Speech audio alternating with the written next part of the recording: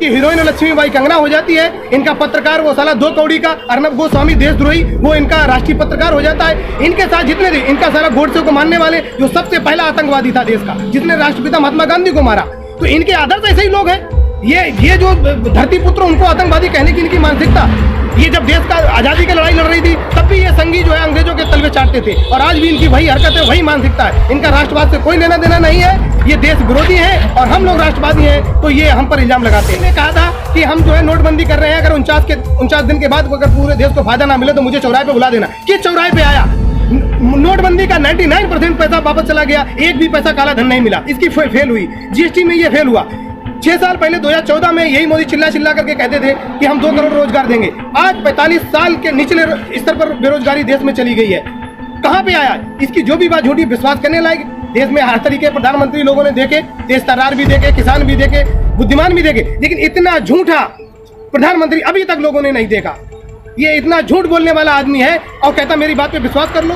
कौन सी बात पे विश्वास करने इसकी बताइए। उत्तर प्रदेश जिला कन्नौज से हूँ, 1 हफ्ते से लगातार यहीं पे हूँ। हमारे साथी जितेंद्र भाई ये भी कन्नौज से हैं, मंजेश भाई हरदोई से हैं, और विमल जी, पूरी टीम है हमारी, बहुत सारे लोग हैं, और भी हमारे लोग आए थे, देख रहे हैं। पिछले 1 हफ्ते से हम देख रहे हैं। कल के ट्रैक्टर मार्च को लेकर आपका क्या कहना होगा? जी, कल के ट्रैक्टर मार्च को हमारे पहले से ही हमें अंदेशा था कि झुकती है दुनिया पर झुकाने वाला चाहिए, और आपको मैंने पहले भी 1 हफ्ते से कह रहा हूँ कि देश का युवा जाग गया है, किसान जाग गया है, और उसके सामने सरकार की नहीं चलेगी। सरकार अपनी ज़बरदस्ती अपनी हठधर्मी पर अड़ी हुई थी, लेकिन हमने उसको झुका दिया, और अभी तो इतना ही झुका है सिर्फ ट्रैक्टर मार्च के लिए। एमएसपी का कानून भी लागू होगा, और जो ये तीनों काले कानून है ये भी इनको वापस करने पड़ेंगे, क्योंकि ये लोकतंत्र है और यहाँ की 70% जनता किसानों पर निर्भर है, और किसानों का गांव-गांव का एक बच्चा जाग चुका है, और ये आंदोलन और तेज होगा और सरकार को झुकना पड़ेगा। और कल का जो ये बहुत ही ऐतिहासिक दिन होगा, कल के दिन हमारे किसानों की पूरी परेड, जो लाल बहादुर शास्त्री जी कहा करते जय जवान और जय किसान,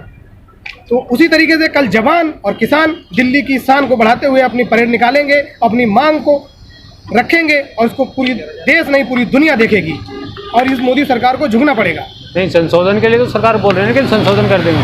अरे संशोधन का कोई मतलब नहीं है। संशोधन के लिए वो भाई जो चीज़ किसानों के लिए बनाई गई है, किसानों के लिए बिल बनाए गए, किसान आज 2 महीने से लगातार कह रहा है कि ये बिल हमें नहीं चाहिए, तो फिर क्यों ज़बरदस्ती किया जा रहा है? इसके पीछे कौन सी ताकत काम कर रही है? किसी मंत्री जी ने कहा कि इस आंदोलन के पीछे कोई ऐसी ताकत काम कर रही है जो इसको खत्म नहीं होना चाहिए। मैं कहता हूँ इस सरकार के पीछे ऐसे उद्योगपति, ऐसे लोग काम कर रहे हैं जो इस आंदोलन को खत्म नहीं होने नहीं देना चाह रहे। मोदी के कोई कहीं और इसको चला रहे हैं, कोई वो खुद रिमोट कंट्रोल बन चुके हैं। अंबानी और अडानी के दबाव में उनकी हिम्मत नहीं है कि वो किसानों की मांग को मान सकें। उनके पीछे जो पूंजीपति हैं, जो कारपोरेट घराने के लोग हैं, वो इस आंदोलन को खत्म होने नहीं देना चाह रहे। उनका प्रेशर इस सरकार के ऊपर है और सरकार उनके सामने बेबस दिख रही है। लेकिन हम इस कानून को जब तक बदलेगा नहीं तब तक छोड़ने वाले नहीं है, चाहे कुछ भी हो जाए। 2 दिन पहले बीजेपी सांसद जसकौर मीणा का बयान आया था जी, जो बॉर्डर पे बैठे हैं ये AK-47 लेके खालिस्तानी बैठे हुए। हाँ, उसको ये शर्म आनी चाहिए। उसकी हम लोग तो निंदा कर रहे हैं। बीजेपी में ऐसे ही लोग हैं जो देश का विरोधी है, वही बीजेपी का हितैषी है। इनकी हीरोइन लक्ष्मीबाई कंगना हो जाती है, इनका पत्रकार वो साला 2 कौड़ी का अर्नब गोस्वामी देशद्रोही वो इनका राष्ट्रीय पत्रकार हो जाता है। इनके साथ जितने थे, इनका साला गोडसे को मारने वाले जो सबसे पहला आतंकवादी था देश का, जिसने राष्ट्रपिता महात्मा गांधी को मारा, तो इनके आदर्श ऐसे ही लोग हैं। ये जो धरती पुत्र उनको आतंकवादी कहने की इनकी मानसिकता, ये जब देश का आज़ादी की लड़ाई लड़ रही थी तब भी ये संघी जो है अंग्रेजों के तलवे चाटते थे, और आज भी इनकी वही हरकत है, वही मानसिकता है। इनका राष्ट्रवाद से कोई लेना देना नहीं है, ये देश विरोधी है और हम लोग राष्ट्रवादी हैं, तो ये हम पर इल्जाम लगाते हैं। ये इल्जाम सरासर गलत है। ये तो कह रहे हैं कि तो कानून है किसानों के हित में, लेकिन इनको समझ में ना आ रहा है, अपोजिशन इनको बरगला रही है। ये उनकी सरासर झूठ है। हमको क्या नहीं समझ में आ रहा है? इस मोदी ने कहा था कि हम जो है नोटबंदी कर रहे हैं, अगर 49 दिन के बाद अगर पूरे देश को फायदा ना मिले तो मुझे चौराहे पे बुला देना। किस चौराहे पे आया? नोटबंदी का 99% पैसा वापस चला गया, एक भी पैसा काला धन नहीं मिला, इसकी फेल हुई। जीएसटी में ये फेल हुआ। 6 साल पहले 2014 में यही मोदी चिल्ला करके कहते थे कि हम 2 करोड़ रोजगार देंगे। आज 45 साल के निचले स्तर पर बेरोजगारी देश में चली गई है। कहाँ पे आया? इसकी जो भी बात झूठी, विश्वास करने लायक देश में हर तरीके प्रधानमंत्री लोगों ने देखे, तेज तर्रार भी देखे, किसान भी देखे, बुद्धिमान भी देखे, लेकिन इतना झूठा प्रधानमंत्री अभी तक लोगों ने नहीं देखा। ये इतना झूठ बोलने वाला आदमी है और कहता मेरी बात पे विश्वास कर लो। कौन सी बात पे विश्वास करने इसकी बताइए? जब बेरोजगारी को इसने वादा किया वो झूठा निकला, सारे बातें झूठे जा रहे, तो कैसे विश्वास कर लिया जाए?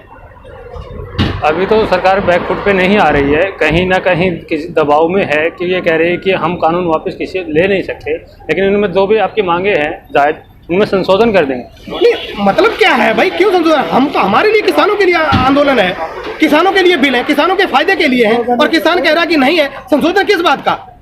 हम संशोधन की बात छोड़, एमएसपी की बात 60 साल से किसान, 70 जब से आज़ादी हुई तब से लोग मांग कर रहा है भाई एमएसपी पे 83 से, तो एमएसपी पे कानून क्यों नहीं लागू हो रहा है? हर आदमी अपनी वस्तु को बनाता है, अपने मनमाने रेट पे बेचता है, और किसान की लागत वो भी नहीं पूरी निकलती। एमएसपी 1800, मक्का 900 रुपये बिक रही, एमएसपी 1900 रुपये धान का 1100 में बिक रहा। तो किसानों को बर्बाद करने पे तुली हुई है, या किसानों को कैसे आबाद हो जाएगा? एमएसपी पे गारंटी देने में इनको क्या दिक्कत है भाई? मार्केट में या मंडियों में एमएसपी पे कानून लागू हो जाए, सरकार खरीदे, उसके बाद जो प्राइवेट लोग खरीदेंगे वहीं से बोली शुरू हो। एमएसपी पे क्या दिक्कत है इसको लाने करके? एमएसपी क्यों नहीं लागू कर रही है?